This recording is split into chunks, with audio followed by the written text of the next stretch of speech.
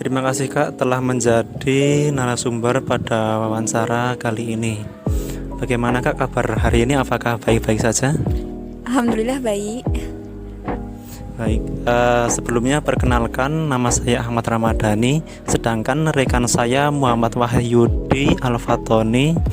Tujuan kami di sini ingin belajar mengenai usaha bisnis yang mahasiswa rintis. Mungkin agar kita semakin akrab, bolehkah untuk kakak memperkenalkan diri mengenai identitas kakak? Nama saya Nur Sabila Hidayati, mahasiswa HES UIN Salatiga semester 5. Mungkin bisa dijelaskan gambaran usaha bisnis yang kakak bangun? Usaha saya bergerak di bidang kreatif planner, itu khususnya untuk rajutan. Sistemnya dengan kebanyakan 80% sistem PO. Begitu. Kenapa kakak memilih bisnis tersebut kak? Karena berawal dari hobi ditambah dengan waktu itu pandemi, jadi punya banyak waktu. Jadi saya bikin produk untuk dijual, begitu. Berkaitan dengan nama usaha kakak itu, kalau boleh tahu apakah memiliki nama kak untuk mudah dikenal masyarakat?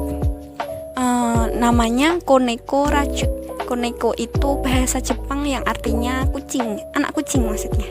Karena suka kucing, jadi pakai nama itu gitu.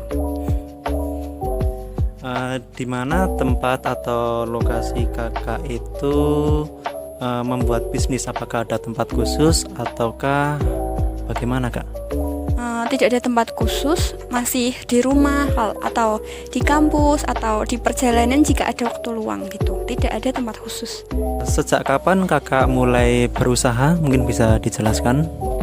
Mulai masuk jadi mahasiswa UIN Salatiga. Soalnya dulu SMA sempat kepikiran untuk buat bisnis ini, tetapi di SMA tidak ada waktu. Jadi mulai kuliah ini baru mulai buat. Bagaimana proses kakak merintis usaha ini?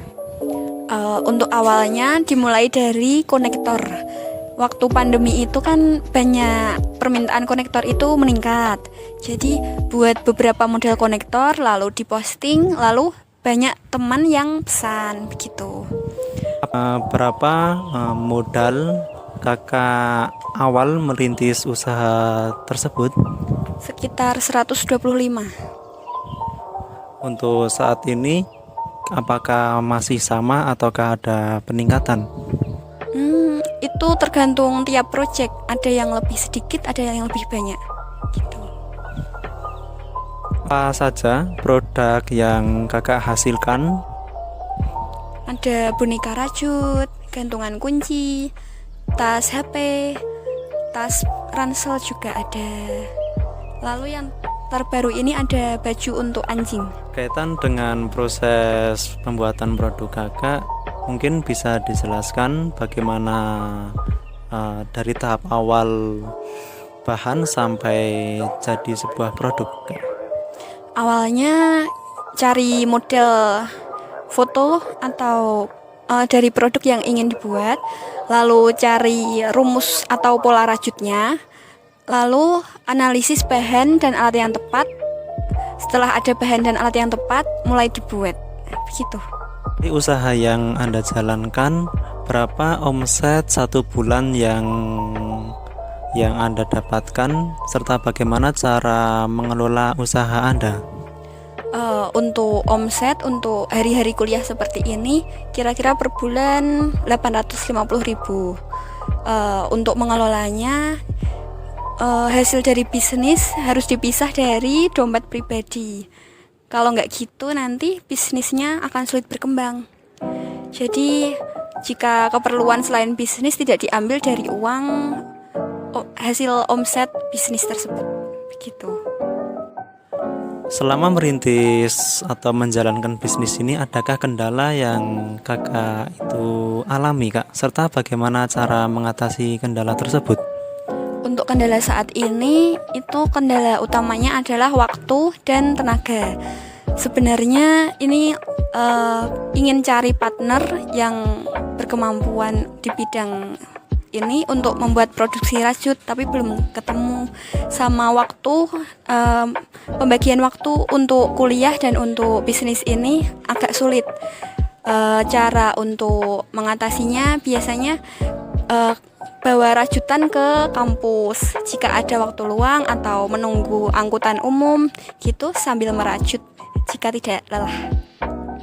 Untuk pemasaran produk yang sudah kakak buat itu bagaimana kak sistem pemasarannya? Sistem pemasarannya untuk awal mula berdiri itu dari mulut ke mulut, lalu juga dari Instagram. Instagram itu banyak berperan. Kemudian WA bisnis, lalu saya juga mencantumkan nama usaha di Google Map. Jadi untuk orang yang mencari bisa mudah lewat Google Map. Lalu lewat Shopee dan Tokopedia juga gitu.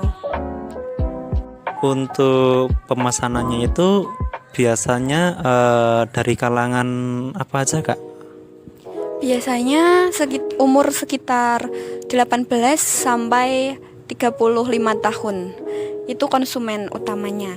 Biasanya dari kalangan mahasiswa, teman sebaya, atau orang dewasa yang sudah 30 tahun begitu berminat untuk produk seperti ini.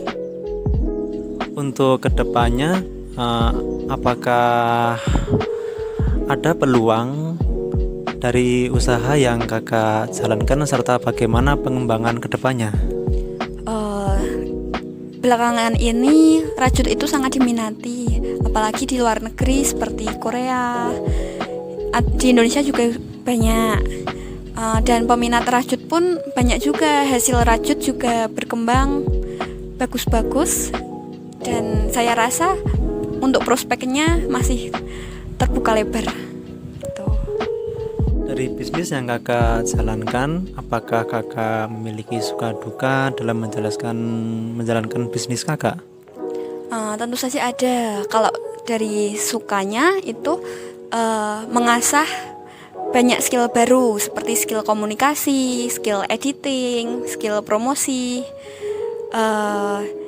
dan juga menambah relasi dari pelanggan-pelanggan, jadi punya relasi yang bagus, dan dari toko-toko pemilik toko alat-alat bahan itu juga jadi nambah relasi. Dan untuk dukanya itu karena saya menjalankan usahanya sendiri, jadi jika ada kesulitan maka ditanggung sendiri. Tidak ada teman yang bersama untuk menyelesaikan masalah tersebut. Jadi masih bergantung ke diri sendiri gitu. Untuk terakhir, apakah kakak memiliki pesan untuk mahasiswa yang belum terjun ke dunia entrepreneur ini? Kalau dari saya mungkin dimulai dari perbanyak skill dulu. Peluang itu diciptakan, bukan cuman dicari. Jadi menciptakan peluang itu dengan menambah skill. Semakin banyak skill, semakin banyak peluang kita. Dan untuk berbisnis tentu jika masih takut boleh coba-coba. Dan semisal saat merintis usaha kita menemui kegagalan, kita maklumi saja karena itu masih trial and error. Kita ambil pelajaran dari kegagalan itu, dan itu yang akan membuat kita terus berkembang.